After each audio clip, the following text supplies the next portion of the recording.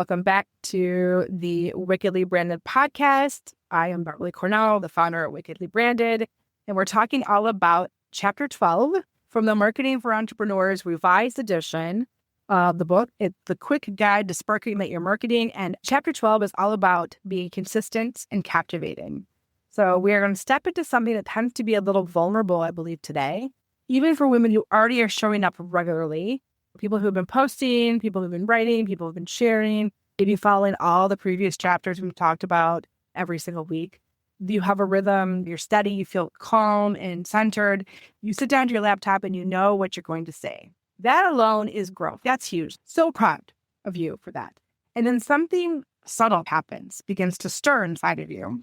You start to wonder why some content feels more alive and other content feels flat. Even though both are thoughtful and well-written, you notice that certain posts draw people in quietly and deeply, while others pass by with polite engagement. The question right there is where this chapter lives. What turns consistency into captivation? Because consistency builds recognition, it builds familiarity, and it builds trust through repetition. But captivation builds emotional attachment. And emotional attachment is what keeps someone reading to the end. It's what makes them forward your email. It's what makes them say your name in a room you're not in. And let me tell you, what I've observed over the last 3 decades of brand conversations is that captivation happens when your content carries your inner world. There's a difference between explaining what you do and revealing how you see. When someone reads your words and feels your perspective, something settles inside of them. Their nervous system recognizes that coherence we talked about, and the language feels shaped by lived experience. The tone feels lived in, real, authentic, so different. And that recognition creates a depth of content and connection that nothing else can do. And that depth is magnetic. I'm sure you've experienced this yourself. You read something and it feels like someone articulated a thought you've carried privately for months, maybe as a mom, maybe about menopause, or something. You're like, yeah. You feel seen in a way that doesn't feel exposed. You feel connected. That's captivation. That's resonance. And it's quiet and it's powerful with your content. Early in my business, my marketing was strong. It was strategic and clean and structured and all those things, like what marketing should be. Clients hired me, projects moved, results were there, and yet there was certain thinness to my own visibility. The words were accurate. They described my services. They explained the outcomes we had, but they didn't always carry me. When I began letting more of my lived thinking into the room, something changed for the business, for our connections. I shared the behind the scenes recalibrations. I talked about the tension of building while mothering. I described the mental weight of holding clients' dreams alongside my own. Those were not some kind of dramatic confession that I was making, like on some talk show or something. Those were the ordinary truths of my life. Those were the ordinary truths that carried texture and richness. That's when people started writing back with a different tone. I felt this. That's exactly it. I never heard someone say it like that. You talked about it and I tried it and it worked. Captivation lives in that space. It grows when you allow your voice to reflect how you actually process the word. So what creates that shift?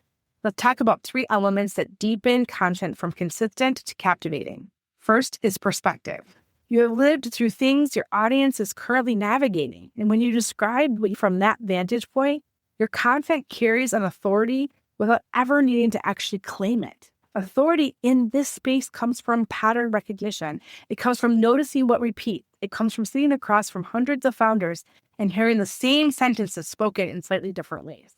And when you speak from that pattern recognition, your message feels deeply anchored. That's where blog posts and books come from and talks come from.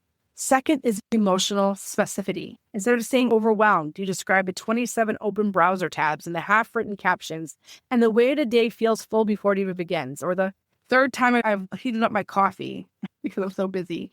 Instead of staying confused, you describe the spiral of rewriting your bio for the 4th time and still feeling slightly disconnected from the words.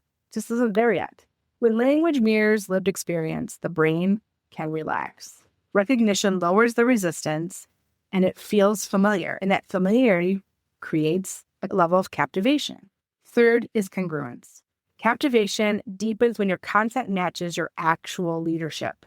So if you're calm in your sessions and urgent in your marketing, The mismatch creates subtle friction. And if you're thoughtful in real life and performative online, the gap is felt even when it isn't named. Congruence is powerful because it reduces cognitive noise. The brain loves coherent. When your voice sounds the same across platforms and across months and across conversations, trust will deepen naturally. You are who you say you are. It's hard to not be that month after month. You don't need theatrics to captivate, although I do have a magic wand. You just need alignment fully to who you are and what you do and the clients you serve and the transformation you offer. Okay, so let's talk about something practical right now related to this. Open one recent post in your mind. Imagine reading it out loud.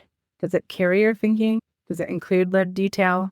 Does it feel like something you would say across the table to a friend over coffee? If it feels safe and polished but slightly distant, you want to add a layer of specificity, a moment, a detail, a reflection. If it feels informative but emotionally neutral, ask yourself what the idea cost you to learn. Share a sliver of that cost. If it feels steady but slightly flat, expand one sentence into a story. When you are not performing just to get attention, you're actually revealing the way you think. So that shift can change everything for you. I want to zoom out just for a minute. In a world where content volume is relentless, captivation becomes a differentiator. Algorithms will shift, platforms will evolve, attention spans fluctuate from 3 seconds to 10 seconds, and who knows what it will be next year. But what remains steady is the human desire to feel understood. Captivation grows through depth of connection, not in volume of output. So when someone reads your work and feels recognized, they will come back. Returning builds that familiarity, and the familiarity builds the trust, and the trust builds momentum. We've said it again and again. And momentum, as you said before, compounds when you stay. So there's something worth naming here at this stage. Captivation requires courage. Because when you allow your perspective to shape your content, you risk someone disagreeing with you. And when you tell a story from your real experience, you open yourself up to interpretation and judgment. And yet the founders who become unforgettable are the ones who stay with their voice long enough for it to root. Elise Myers is one of the best people that you can follow, who is always herself. They do not chase every tone shift. They do not rewrite their personality every quarter, and they do not talk about what's light. They deepen. And that depth is where it becomes captivating. You can feel it when you encounter it. You know it at a cellular level that it's happening. So before we close, I want us to try a small action. Choose one thing we talk about often: growth, visibility, leadership, whatever it is. Now ask yourself, what is one lived moment that shaped how you think about this theme?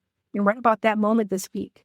Describe it in sensory detail. Let your audience feel what you felt. Connect that moment to the belief it has formed inside of you. That is how consistent content becomes captivating. And as always, if the conversation connected with you or you believe it and you want to explore more about these chapters more deeply, the Marketing for Entrepreneurs is available on Amazon in its revised edition, and the companion workbook walks you through prompts like this one we just discussed, so you can translate reflection into direction. So if you're filling the poll for deeper personalized insight, please check out the Brand Spark experience. That is where we sit with your actual language and uncover the shimmering thread that makes your work unmistakably yours. It gives you the best steps to take forward. So you can also download the book and workbook from the link in the show notes, and you'll also receive our weekly magic newsletters and some podcast updates, which is a beautiful way for you to stay connected to this work in real time. So next week, we're going to move into follow through and momentum and the quiet discipline that sustains everything that you've built.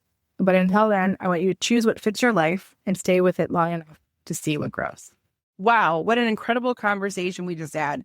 I hope that this episode lit a little bit of a fire under you to finally bring your brand to life in a way that feels true to you. Remember, clarity is the spark, but activation is that fire and flame that keeps your message and your visuals and your strategy aligned, and the confidence that follows. So does that lovely thing called momentum that you've been waiting for. So if today's episode, if you loved it, make sure you are subscribed to the Wickedly Branded Marketing Podcast so you never miss an insight or a conversation. Until next time, dare to be wickedly branded.